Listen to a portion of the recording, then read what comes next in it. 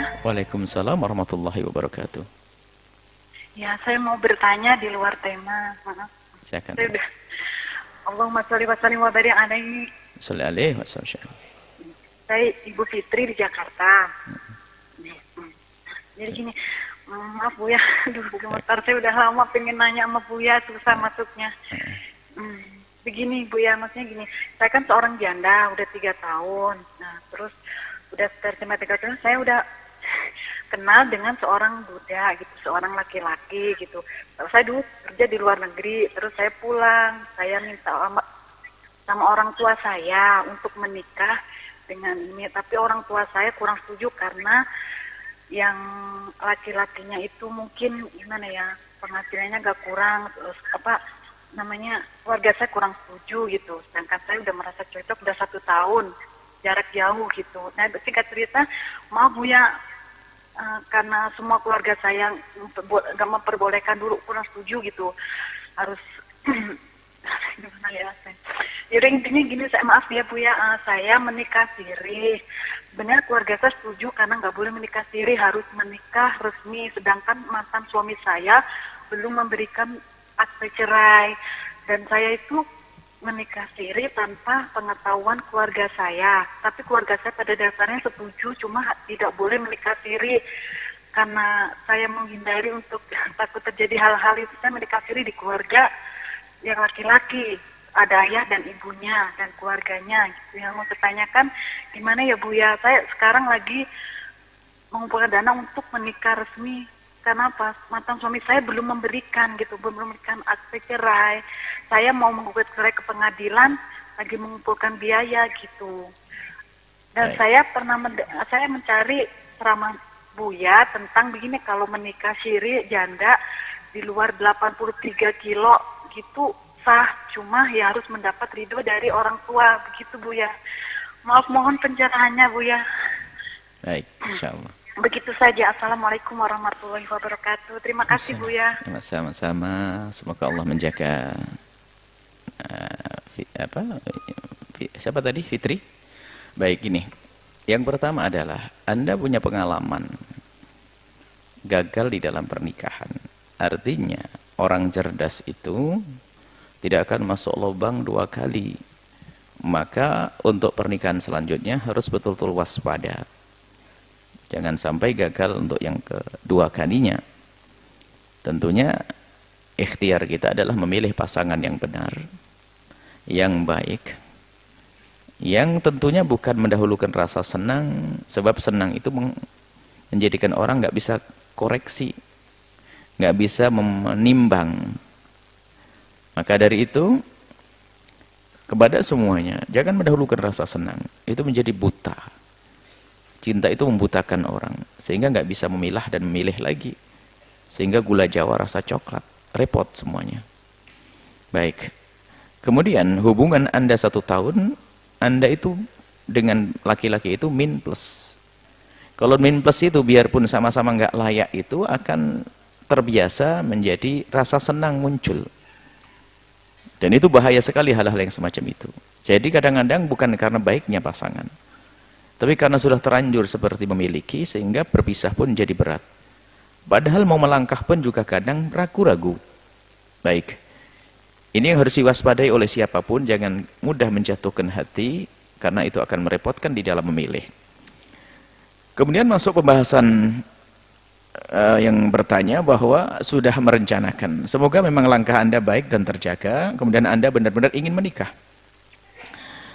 Tapi Anda belum selesai urusan dengan suami Anda. Maka dari mana Anda tahu sudah dicerai? Ini yang perlu dipastikan dulu. Anda tidak boleh menikah dengan pria yang lain kecuali sudah benar terbukti Anda dicerai oleh suami yang pertama. Kemudian jika memang sudah dicerai cuman belum ada suratnya, wong sudah dicerai kok, kenapa suami kok susah buat suratnya? Biasanya memang kalau suami mengajukan mungkin ada banyak tuntutan atau hal-hal yang menjadi beban bagi suami. Maka lebih enak adalah mungkin Anda yang mengajukan ke mahkamah perceraian. Nanti suami Anda akan dipanggil, kalau tidak datang nanti akan jatuh cerai. Kalau sudah tidak datang akan tercerai. Nah, pertama dan ini penting adalah Anda urusi dulu perceraian Anda. Supaya langkah suami Anda nanti juga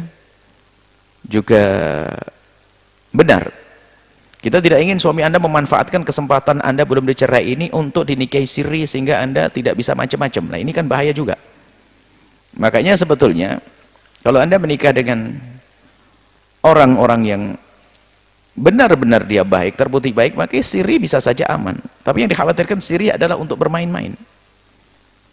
Maka pada wanita hati-hati. Kalau sirinya tidak dengan orang yang jelas, nanti malah main-main, malah ditinggal, bingung lagi, tidak karu-karuan. Maka berisi dulu surat Anda, berapa sih biayanya?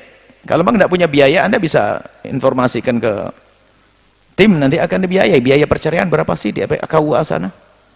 Supaya Anda bisa nyaman menikah dengan suami Anda yang sekarang ini. Nah, adapun kalau memang ini setelah itu ya, kalau memang sudah terbukti dicerai oleh suami Anda yang pertama, kemudian setelah itu sudah selesai masa iddah Anda, maka Anda boleh menikah dengan siapa saja termasuk dengan calon Anda. Baik, adapun cara pernikahan ini, masalah mengesahkan pernikahan mudah, akan tapi kan ridha orang tua itu penting.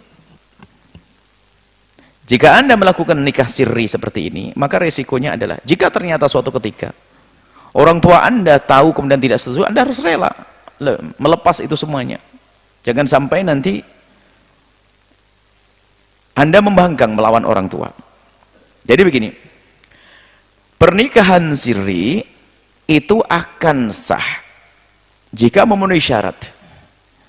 Tentunya adalah di dalam, kalau madhab kita Imam Syafi'i radhiyallahu ta'ala anhu, madhab Syafi'i, harus ada saksi, 2 saksi, kemudian wali, kemudian ada sihat, akad, ijab dan qabul, seperti itu.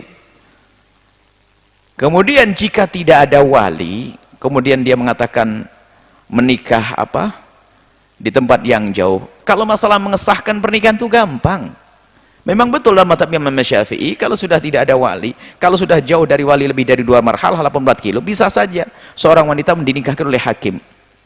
Atau dengan muhakam boleh-boleh saja. Cuma kan nikah nggak begitu. Ada tujuan mulia, mempertemukan keluarga Anda, kan begitu. Jadi kalau masalah mengesahkan pernikahan gampang, dan kami duga nikah Anda sudah sah kok. Asalkan perceraian dengan suami yang pertama adalah sudah benar. Nah, lalu masalah pernikahan ini insya Allah sah. Anda sudah mengerti lagi bahasa 20. Bahkan kalau memang ada orang tua yang adl itu orang tua yang melarang putrinya menikah dengan orang yang sudah kufu dengannya, maka seorang wanita boleh dinikahi oleh hakim atau tahkim, boleh. Biarpun di kampungnya, nggak harus pergi ke tempat yang jauh. Karena apa? Orang tuanya tidak mau menikahkan. Jadi kalau mungkin yang penanya ini, Fitri ini bertanya tentang sah nggak pernikahan saya, dalam dugaan kami adalah insya Allah sudah sah, tapi perlu dicek kembali secara detail terpasti.